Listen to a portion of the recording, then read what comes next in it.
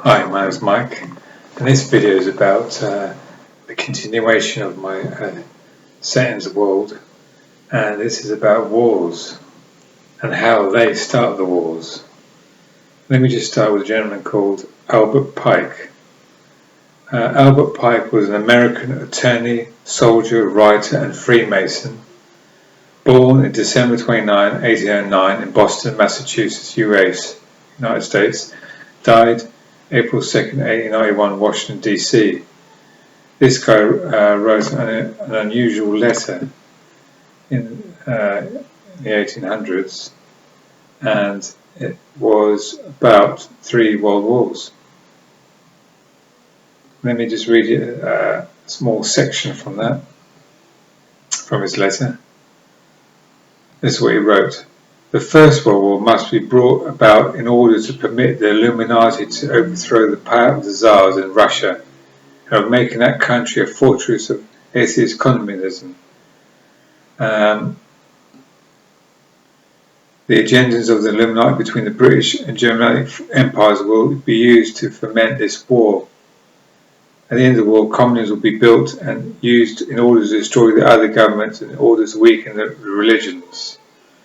The Second World War must be fomented by taking advantage of the differences between the fascists and the political Zionists. This war must be brought about so that Nazism is destroyed and that the political Zionism be strong enough to institute a sovereign state of Israel in Palestine.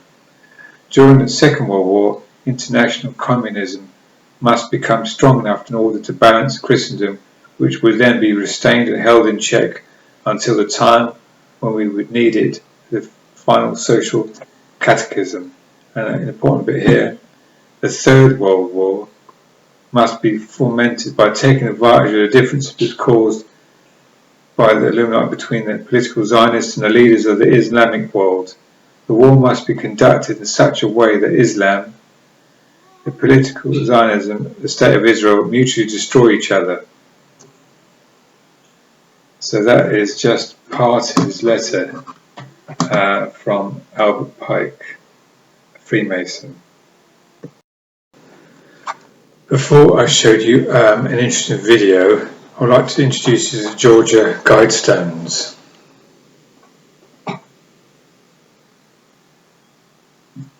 Let me tell you a bit about these Georgia Guidestones.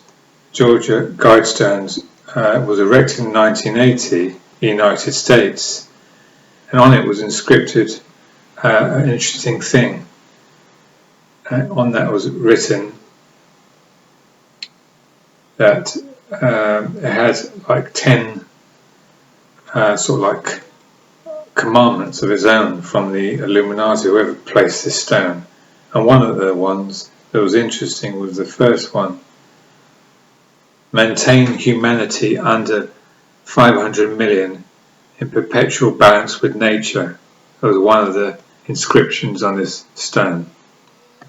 So I found that quite interesting. How would they be able to accomplish that? Well, let me just go into that video now.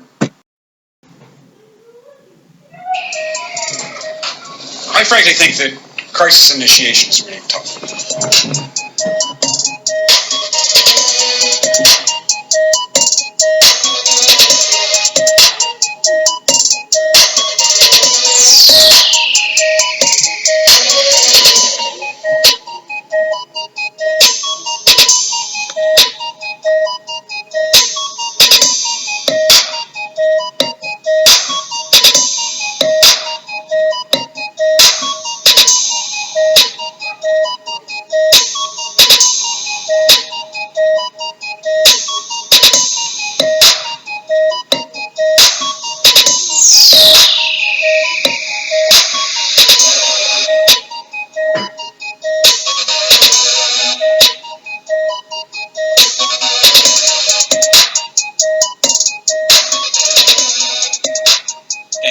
It's very hard for me to see how the United States president can get us to war with Iran.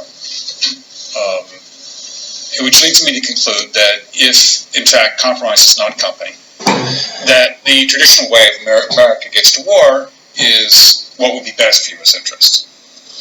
Some people might think that Mr. Roosevelt wanted to get us into World War II. As David mentioned, you may recall we had to wait for Pearl Harbor.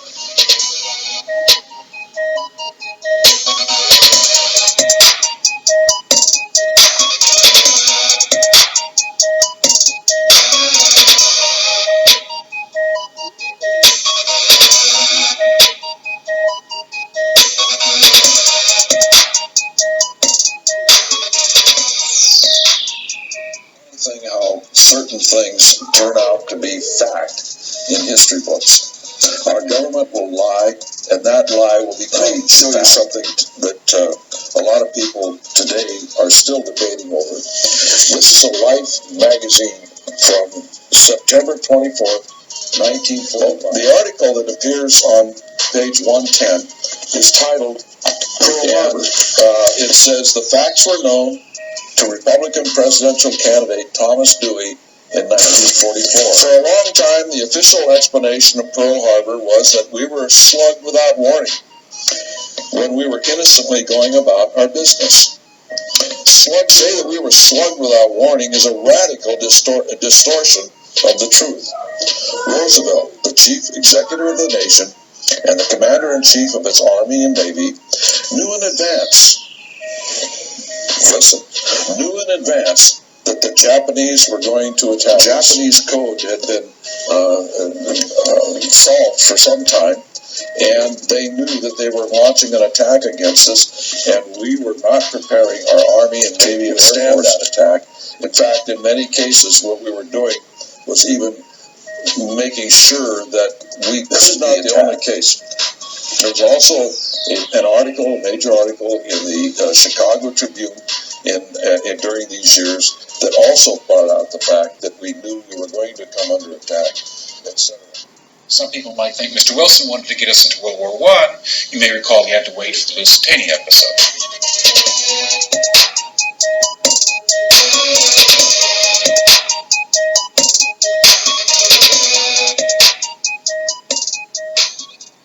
Now, what got us into World War I? If you ask an historian, they give a number of different provocations the Zimmerman knows, but probably the incident that was most inflammatory to the public was the sinking of the Lusitania. Now, the Lusitania was a British passenger ship on its way from New York to England, 1915. At that time, England was at war with Germany, but we had not yet joined World War I. When the ship went down, and the Americans were told that the Germans simply sank this ship to be ruthless. They saw an innocent passenger ship, wanted to kill a lot of women and children, and so down it went. Why the Germans sank it? They sank it because the Lusitania was loaded from one end to the other with munitions, millions of rounds of ammunition and many other munitions. Everyone who survived that disaster said there were two explosions, smaller one and then a huge one. Small one was a torpedo hitting, the large one was the munitions detonating. The ship went down in just 18 minutes after a single torpedo hit. Before the tragedy, Winston Churchill was then head of the British Admiralty, had ordered a study to be done to determine what the political impact would be if a British passenger ship was sunk with Americans on board. And there were almost 200 Americans on board the Lusitania. Prior to the sinking of the Lusitania, an exchange took place between Sir Edward Grey, the British foreign minister, and Edward Mandell House, who was President Woodrow Wilson's top advisor. Here's the exchange of communications. Grey: what will America do if the Germans sink an ocean liner with American passengers on board? House's reply: I believe that a flame of indignation would sweep the United States, and that by itself would be sufficient to carry us into the war. Joseph Kenworthy, who was then in British Naval Intelligence, Commander Kenworthy, said this: the Lusitania was deliberately sent at a considerably reduced speed into an area where a U-boat was known to be waiting with their escorts withdrawn. Why does he say, how can he say a U-boat was known to be waiting? Well, the British in 1915 had cracked Germany's naval codes, and they knew the approximate location of every U-boat at that time. But in the United States, an official hearing, investigation was carried into looking into the sinking of Lusitania. But at that hearing, officials were only allowed to see a dummy manifest that omitted the ship's munitions. The original manifest that listed the munitions was ordered by President Woodrow Wilson to be hidden in the archives of the U.S. Treasury. Some people might think that Mr. Johnson wanted to send troops to Vietnam. That video goes on a bit longer. I'll leave the link below, and it just shows about also Vietnam War and others. So there's some examples of that. They've been pushing into war. And I've also got some about 9/11 as well, some facts about that. Hold on a moment, I'll show you that. Before I show you the video about 9/11, the false flag, another false flag by the elite. And let me read Revelation 9:11. They were ruled by a king, the king of the abyss. His name in Hebrew is Abaddon, and in Greek it is Apollyon.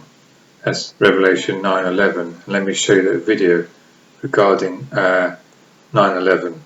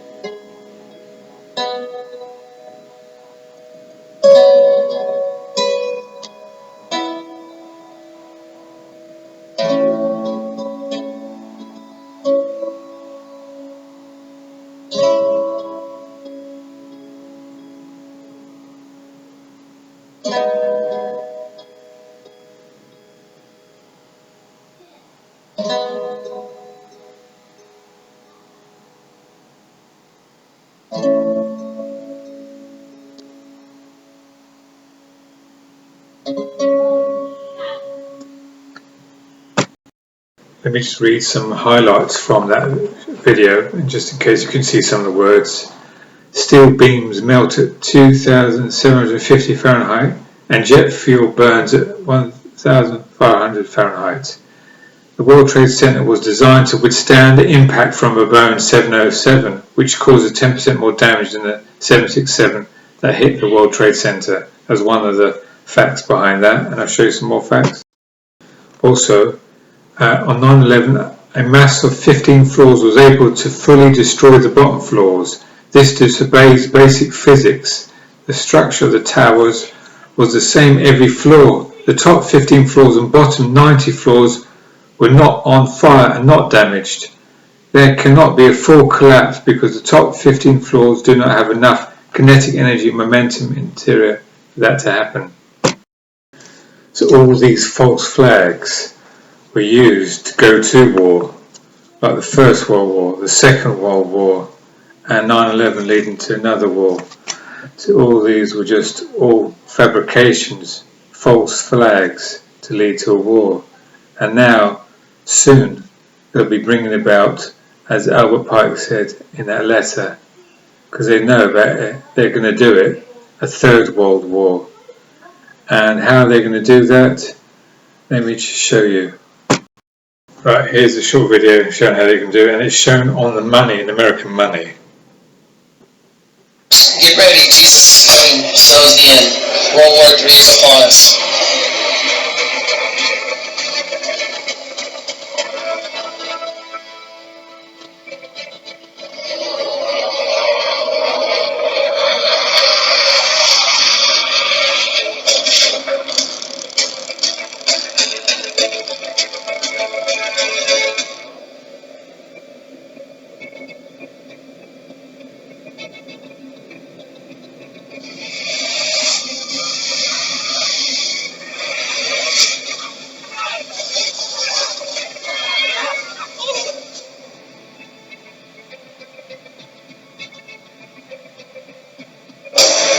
It's the Liberty Bell and it's ringing.